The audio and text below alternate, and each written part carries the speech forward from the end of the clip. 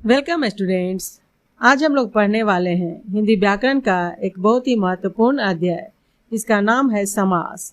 समास का अर्थ होता है संक्षेप अर्थात छोटा करना। इसमें कई सारे शब्दों को छोटा करके एक नया शब्द बनाया जाता है, जिसे समस्त पद कहते हैं। आइए कुछ चित्रों के माध्यम से इसके कुछ उदाहरणों को देखें और समझें। पहला उदाहरण है रोग से ग्रस्त यानी रोगग्रस्त। इसमें आप देख सकते हैं कि 3 शब्द है, जिसे मिलाकर एक शब्द बनाया गया है रोगग्रस्त। उसी तरह से दूसरे चित्र में आप देख सकते हैं चक्र को धारण करने वाला अर्थात चक्रधर। इसमें 5 शब्द है, जिसको छोटा करके एक शब्द चक्रधर बनाया गया है। तीसरे चित्र में आप देख सकते हैं विद्या के लिए आलय। इसमें 4 शब्द हैं, जिसको छोटा करके एक शब्द विद्यालय बनाया गया है। उपर्युक्त उदाहरणों में रंगीन पद सार्थक पदों को संक्षिप्त करके बनाए गए हैं और वाक्यांशों को इस प्रकार संक्षिप्त करके एक शब्द बनाने की प्रक्रिया को समास कहते हैं और सार्थक पदों को संक्षिप्त करके बनाए गए शब्द को समस्त पद कहते हैं। अर्थात समास का अर्थ है संक्षेप अर्थात छोटा करना, कम से कम शब्दों में अधिक से अधिक अर्थ प्रकट करना समास का मुख्य उद्देश्य है। इस प्रकार हम कह सकते हैं कि 2 या 2 से अधिक शब्दों को या पदों को जोड़कर नए शब्द बनाने की प्रक्रिया को समास कहते हैं। समास विग्रह समस्त पदों को अलग करना या समासिक शब्दों के बीच का संबंध स्पष्ट करना समास विग्रह कहलाता है। जैसे समस्त पद रसोई घर, और इसका जब हम समास विग्रह करेंगे तो क्या लिखेंगे? रसोई के लिए घर। उसी तरह रोगग्रस्त, यानी इसका जब हम समास विग्रह करेंगे तो क्या लिखेंगे? रोग से ग्रस्त।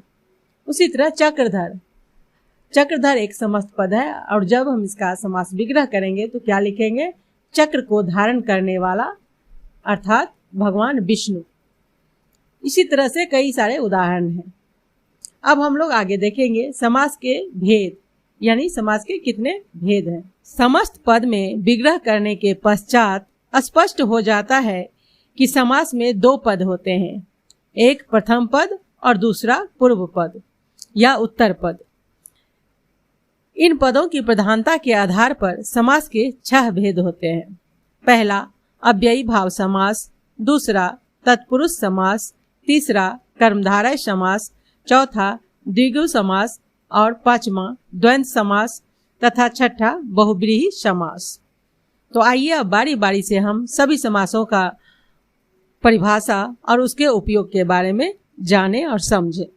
सबसे पहले अव्ययी भाव समास। जिस समस्त पद में पहला पद अर्थात प्रथम पद अव्यय होता है और उसी की प्रधानता होती है, उसे अव्ययी भाव समास कहते हैं। जैसे बकायदा, बकायदा एक समस्त पद है और जब इसका समास विग्रह हम करते हैं तो क्या लिखते हैं? कायदे के अनुसार। इसमें बा जो है पहला पद है। उसी तरह से दूसरा है यथा विधि अर्थात विधि के अनुसार। इसमें यथा जो है प्रथम पद है। यथा संभव, जैसा संभव हो, इसमें भी यथा प्रथम पद है और इसी की प्रधानता है। तीसरा है प्रतिपल और इसका समास विग्रह होगा प्रत्येक पल। इसमें प्रति जो है प्रथम पद है और इसी की प्रधानता है। आमरण, मरण तक यानी मृत्यु तक, और इसमें आ जो है प्रथम पद है और इसकी प्रधानता है। अगला समस्त पद है प्रतिदिन अर्थात दिन दिन। इसमें भी प्रति जो है पहला पद है और इसकी प्रधानता है। उसी प्रकार बेकसूर, इसका समास विग्रह बिना कसूर के, और इसमें वे जो है वो प्रथम पद है और इसकी प्रधानता है। सकुशल अर्थात कुशलता के साथ, इसमें स जो है प्रथम पद है और इसकी प्रधानता है। अगला समास पद है आजीवन अर्थात जीवन भर। इसमें आ जो है वो प्रथम पद है और इसकी प्रधानता है। भर पेट यानी पेट भर, और इसमें भर शब्द जो है प्रथम पद है और इसकी प्रधानता है। इस प्रकार उपर्युक्त शब्दों में प्रयुक्त प्रथम पद अव्यय की प्रधानता है, अतः ये अव्ययी भाव समास है। दूसरा समास है तत्पुरुष समास।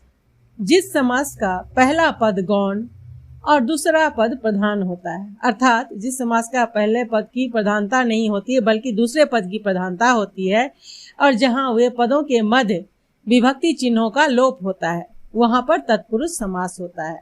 जैसा कि आप जानते हैं कितने विभक्ति चिन्ह हैं, 8 कारक चिन्हों के बारे में आपने पढ़ा होगा, वही यहाँ पर विभक्ति चिन्ह की तरह है, और उसी का लोप हो जाता है जब हम इसका समस्त पद बनाते हैं। कारक के भेदों के अनुसार तत्पुरुष समास के 6 भेद होते हैं, 6 उपभेद होते हैं। तत्पुरुष समास में उत्तर पद दूसरे पद की प्रधानता होती है। अब इसको हम लोग क्रमशः देखेंगे। कर्म तत्पुरुष समास, कर्म कारक की विभक्ति चिन्ह को होता है, और जब हम इसका समस्त पद बनाते हैं तो इस विभक्ति चिन्ह को का लोप हो जाता है। उदाहरण के लिए हम लोग देख सकते हैं स्वर्ग प्राप्त, अर्थात स्वर्ग को प्राप्त, इसमें आप देख सकते हैं कि को जो है कारक चिन्ह उसका लोप हो गया है। देशगत, अर्थात देश को गत, यहाँ भी को का लोप हो गया है। यश प्राप्त, अर्थात यश को प्राप्त। तो इस प्रकार कर्म तत्पुरुष में उसका जो कारक चिन्ह है को, उसका लोप हो जाएगा। अगला है करण तत्पुरुष। करण कारक की विभक्ति चिन्ह है से, और जब हम इसका समस्त पद बनाएंगे तो इसमें से कारक चिन्ह का लोप हो जाएगा। उदाहरण के लिए अकाल पीड़ित, अकाल से पीड़ित। मन चाहा, मन से चाहा। हस्त लिखित, हाथ से लिखित। इन तीनों उदाहरणों में आप देखेंगे कि इसमें से जो कारक चिन्ह है उसका लोप हो गया है। अब अगला हम लोग पढ़ेंगे संप्रदान तत्पुरुष। संप्रदान कारक का जो कारक चिन्ह है वो है के लिए, और जब हम इसका समस्त पद बनाएंगे तो इसमें कारक चिन्ह के लिए का लोप हो जाता है। उदाहरण के लिए देशभक्ति, इसका समस्त पद क्या होगा, इसका समास विग्रह क्या होगा, देश के लिए भक्ति। इसमें भी के लिए जो है कारक चिन्ह इसका लोप हो जाएगा। युद्ध भूमि, अर्थात युद्ध के लिए भूमि। पाठशाला, पढ़ने के लिए शाला, अर्थात पाठशाला, इसमें भी के लिए जो है इसका लोप हो जाएगा और समस्त पद बनेगा पाठशाला। अब अगला तत्पुरुष समास है आपादान तत्पुरुष। आपादान कारक की विभक्ति चिन्ह है से, और यहाँ पर से का अर्थ होता है अलग होना, और इस से का भी क्या हो जाएगा, समस्त पद में लोप हो जाएगा। अब इसका कुछ उदाहरण देखते हैं, जैसे पथ भ्रष्ट, अर्थात पथ से भ्रष्ट। रोग मुक्त, अर्थात रोग से मुक्त। ऋण मुक्त, ऋण से मुक्त। इन तीनों उदाहरणों में आप देखेंगे कि जब हम इसका समस्त पद बनाते हैं तो से जो इसका कारक चिन्ह है आपादान तत्पुरुष का, वो लोप हो जाता है। अगला है आपको संबंध तत्पुरुष। संबंध कारक की विभक्ति चिन्ह क्या है, का, के, की, और जब हम इसका समस्त पद बनाएंगे ये तीनों कारक चिन्हों का के, की का लोप हो जाएगा। उदाहरण के लिए गंगा जल, यानी गंगा का जल। राजकुमारी, अर्थात राजा की कुमारी। राजपुत्र, अर्थात राजा का पुत्र। इन तीनों समस्त पदों में हमने क्या देखा, इन तीनों समास विग्रह में हमने देखा कि का, की, का जो है, जो कि संबंध तत्पुरुष का कारक चिन्ह है, इसका लोप हो गया है। अब है आगे आपका अधिकरण तत्पुरुष। अधिकरण कारक की विभक्ति चिन्ह है में और पर, और जब हम इसका समस्त पद बनाएंगे तो इसमें में और पर दोनों कारक चिन्हों का क्या होगा, लोप हो जाएगा। आइए कुछ उदाहरण देखते हैं। ग्रामवास, अर्थात गांव में वास करने वाला। आप बीती, अर्थात आप पर बीती। घुड़सवार, अर्थात घोड़े पर सवार। इन तीनों उदाहरणों में हमने क्या देखा कि यहाँ में पर जो है विभक्ति चिन्ह अधिकरण तत्पुरुष का, उसका लोप हो गया है। अब अगला जो समास का भेद है वह है कर्मधारय समास। कर्मधारय समास में जहाँ एक पद विशेषण और दूसरा विशेष्य हो, या एक पद उपमान और दूसरा पद उपमेय हो, वहाँ कर्मधारय समास होता है। कुछ उदाहरण देखते हैं और समझते हैं इसको। उदाहरण के लिए प्रधानमंत्री, अर्थात प्रधान है जो मंत्री। नरसिंह, नर रूपी सिंह। चरण कमल, अर्थात कमल के समान चरण। इसमें हम क्या देखते हैं कि उपमा और उपमेय का संबंध है। चरण की तुलना किससे की गई है? कमल से। नरोत्तम, नरों में है जो उत्तम, अर्थात नर में भी उत्तम। वज्र देह, अर्थात वज्र के समान देह। देह की तुलना किससे की गई है? वज्र से। तो इस सारे उदाहरणों में हमने क्या देखा कि उपमान उपमेय का संबंध है या विशेषण और विशेष्य का संबंध है। सुनयन, सुंदर है जो नयन। सज्जन, सत है जो जन। देह लता, देह रूपी लता। नीलकंठ, नीला है जो कंठ। मृग नयनी, मृग जैसी आंखों वाली। इसमें हम क्या देख रहे हैं कि विशेषण और विशेष्य का आंख की तुलना की गई है। किससे की गई है? तो मृग से। तो इस प्रकार इन सारे उदाहरणों में उपमा उपमेय या विशेषण और विशेष्य का संबंध है, और ऐसा जब भी रहता है तो वहां पर कर्मधारय समास होता है। विशेषण विशेष्य की भांति ही उपमेय उपमान का भी संबंध होता है। अगला समास का भेद है द्विगु समास। जिस समास में पहला पद संख्यावाची हो और समस्त पद समूह का बोध कराता हो वहां पर द्विगु समास होता है। यह साधारण शब्दों में कहे तो समास का पहला पद जब संख्यावाची होता है तो वहां द्विगु समास होता है। उदाहरण के लिए पंचवटी, इसका समास विग्रह करेंगे तो क्या होगा? पंचवटों का समूह, अर्थात पंचवटी। तिरंगा, 3 रंगों का समूह। अष्टग्रह, 8 ग्रहों का समूह। नवरत्न, 9 रत्नों का समूह। त्रिलोक, 3 लोकों का समूह। नवरात्रि, 9 रात्रियों का समाहार। चौपाया, 4 पैरों वाला। त्रिभुज, 3 भुजाओं का समूह। त्रिकोण, 3 कोनों का समूह। त्रिशूल, 3 शूलों का समूह। इस प्रकार हम लोग ने क्या देखा कि इन सारे समस्त पद में पहला पद जो है क्या है? संख्यावाची है, और ये सारे समूह का बोध कराता है। तो इस प्रकार इस समास को पहचानने का सबसे उत्तम तरीका क्या है कि हम ये देखेंगे कि उसका पहला पद संख्यावाची है या नहीं। अगर संख्यावाची है तो वो हमेशा द्विगु समास होगा। अब अगला है द्वंद्व समास। जिस समस्त पद में दोनों पद प्रधान हो, अर्थात दोनों पद की समान महत्व हो, वहां पर द्वंद्व समास होता है। इसका विग्रह करने पर योजक शब्दों का प्रयोग होता है। उदाहरण के लिए ऊपर नीचे, इसका समास विग्रह करेंगे तो क्या लिखेंगे? ऊपर और नीचे। ऊंचा नीचा, ऊंचा अथवा नीचा। सत्य असत्य, इन सारे उदाहरणों में आप देखेंगे कि योजक चिन्हों का प्रयोग हुआ है। चावल दाल, दाल चावल, दाल और चावल। मानव दानव, मानव और दानव। माता पिता, माता और पिता। पाप पुण्य, पाप और पुण्य। छात्र छात्रा, छात्र और छात्रा। पेड़ पौधा, पेड़ और पौधा। लाभ हानि, लाभ और हानि। गुण अवगुण, गुण और अवगुण। इस तरह से ये जो द्वंद्व समास होते हैं उसमें दोनों पद समान महत्व के होते हैं और इसमें योजक चिन्ह का प्रयोग होता है। अब अगला है बहुब्रीहि समास। जिस समस्त पद में दोनों पद के अतिरिक्त किसी तीसरे पद की प्रधानता हो और दोनों पदों में कोई भी पद प्रधान नहीं होता है वहां बहुब्रीहि समास होता है।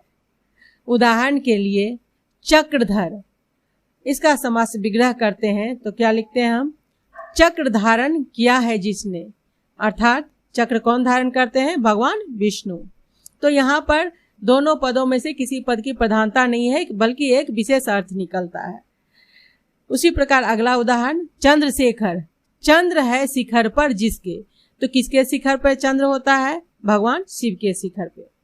श्वेतांबरी, अर्थात श्वेत है अंबर जिसके, अर्थात श्वेत मतलब होता है सफेद और अंबर मतलब होता है वस्त्र। यहाँ पर श्वेत वस्त्र धारण करने वाली कौन है? माँ सरस्वती। गजानन, गज है आनंद जिसका, अर्थात जिसका मुख जो है हाथी के समान है, और हाथी के समान किसका मुख होता है? भगवान गणेश की, इसलिए गज है आनंद जिसका अर्थात गजानन यानी गणेश जी। चक्र पानी, चक्र है पानी में जिसके, अर्थात जिसके पानी मतलब हाथ और चक्र मतलब तो चक्र जानते ही हैं। तो चक्र है पानी में जिसके, अर्थात भगवान विष्णु। भगवान विष्णु के हाथों में हमेशा चक्र होता है। महादेव, महान है जो देव, अर्थात शिव। दशानन, 10 है आनन जिसके, आनन मतलब मुख, और 10 आनन किसके हैं? रावण के। तो इस प्रकार इन सारे उदाहरणों में हमने क्या देखा कि दोनों पदों में से किसी भी पद की प्रधानता नहीं है, बल्कि इसका एक अतिरिक्त पद जो है वो प्रधान है। तो यही बहुब्रीहि समास का पहचान है। कुछ समास परस्पर मिलते जुलते से प्रतीत होते हैं, अतः सूक्ष्म अंतर को समझना आवश्यक होता है। जैसे कर्मधारय और बहुब्रीहि समास में बहुत थोड़ा सा अंतर होता है, और इस अंतर को पहचानने के लिए हमें कुछ बातों का ध्यान रखना पड़ता है। तो आइए इसको भी पढ़ते हैं और समझते हैं। कर्मधारय समास के दोनों पदों में विशेषण विशेष या उपमेय उपमान का संबंध होता है, जबकि बहुब्रीहि समास में दोनों पद मिलकर किसी तीसरे पद की ओर संकेत करते हैं। कुछ उदाहरण देख लेते हैं हम लोग। कमल नयन, कमल के समान नयन वाले। इसमें हम लोग क्या देखते हैं?